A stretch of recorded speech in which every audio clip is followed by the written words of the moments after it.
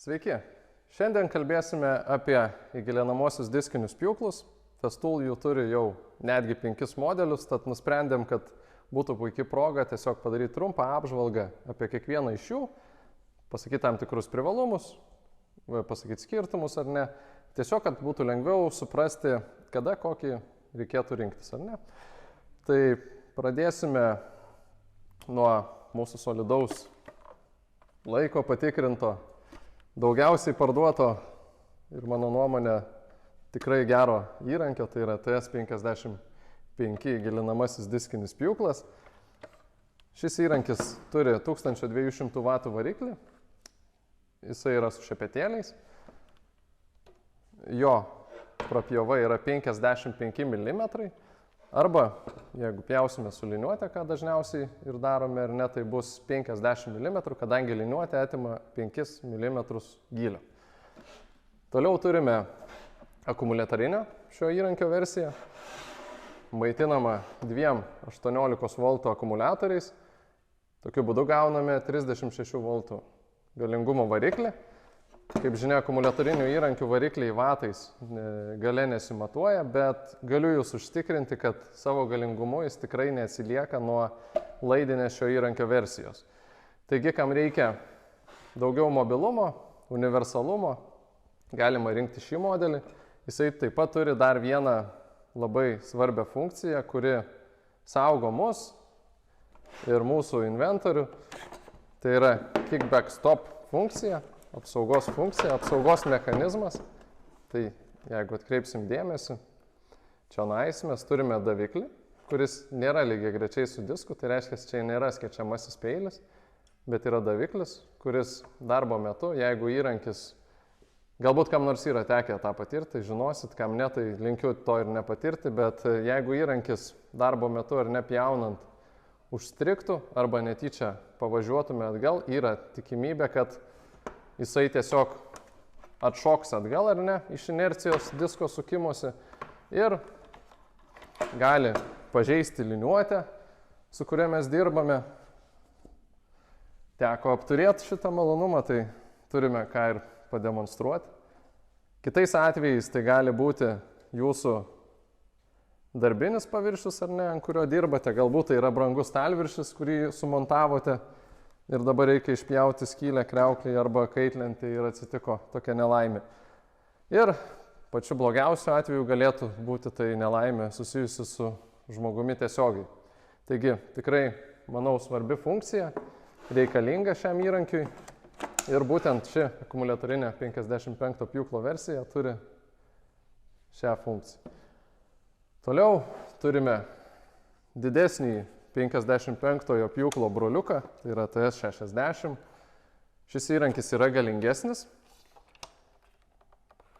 neskaitant vien to, kad tai yra 1500 W, tai yra ir be šepetėlis variklis, tad galios atžvilgių tikrai pranokstantis tą įrankį, apie kurį prieš tai šnekėjau, 55 pjūklą. Tai reiškia, jeigu jaučiate, kad galbūt dirbate su medžio masyvu ir galios šiek tiek trūksta, tai rekomenduojame atkreipti dėmesį į šį modelį. Privalumai vėlgi turi tą pačią kickback stop funkciją ir galima naudoti su skersavimo liniuotė FSK, Festool. Ši liniuotė labai pravarti statybose, kuomet reikia efektyviai ir greitai susipjauti ruošinius tam tikrų kampu.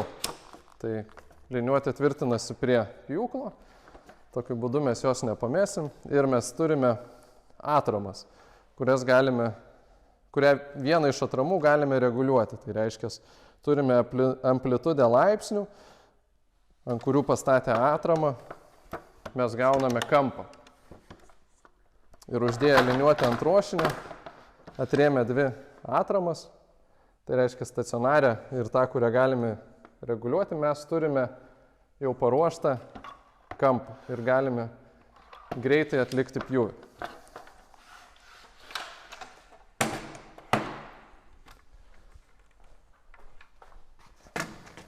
Sekantis modelis pats didžiausias iš mūsų turimų įgilinamųjų diskinių pjūklų, tai yra TS75, 1600 W variklis ir didžiulis diskas, kuris leidžia mums pjauti iki 75 mm gylį.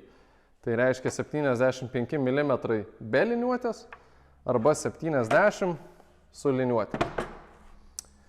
Ir šių metų naujiena, mūsų pasididžiavimas, mūsų pats geriausias įgilinamasis diskinis pjūklas, geriausias tuo atžvilgiu, kad su juo galima gauti patį geriausią pjovimo kokybės rezultatą, tai yra TSV 60.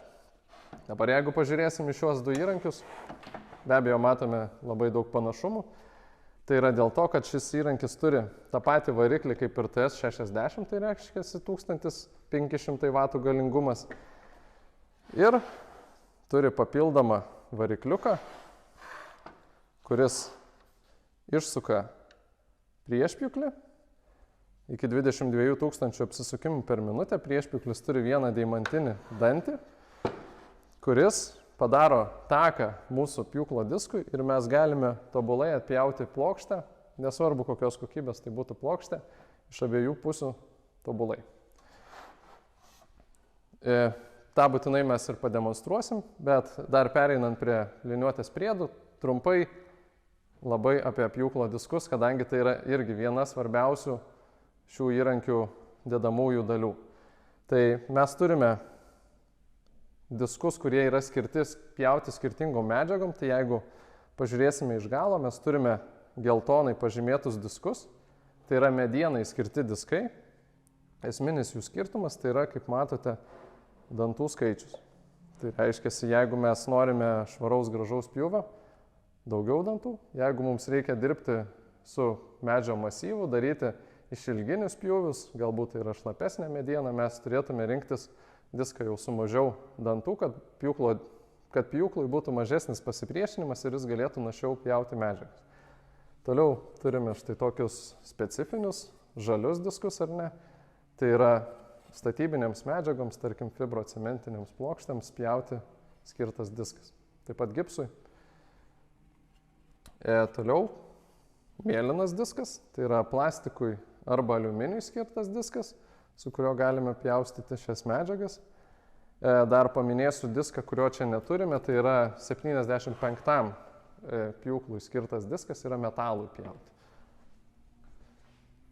Ir tikriausiai baldų pramonėje pats populiariausias diskas, raudonas, jis yra skirtas pjauti laminuotoms medžiagoms, tai reiškia medžiagoms su kietu paviršiumi, kuomet naudojant geltoną yra tikimybė, kad jis greičiau atčips, tai šis diskas turi tam tikrus specialių kampų padarytus dantis, kurie tiesiog netaip greitai atšimpa, o pjūvio kokybę mes gauname tokią pat gerą.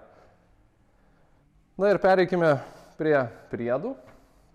Tai pats turbūt populiariausias priedas, labiausiai susijęs su šiais įrankiais, tai yra liniuotė. Liniuotės yra skirtingų ilgių, tai nuo 800 iki 5 metrų ilgio.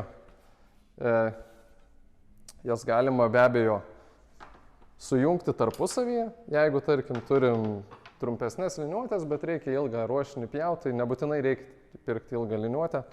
Galime jas sujungti su štai tokiais sujungimo elementais. Labai paprasta, susideda du elementai, veržiasi varžtukai ir tokiu būdu jos išsilygina ir pasidaro lygiagrečiai tiesios. Dabar turime štai tokias naujo dizaino liniuotės su išpjovomis, tai centrinė skylė yra padaryta būtent pagal mūsų Systane rankenos matmenis.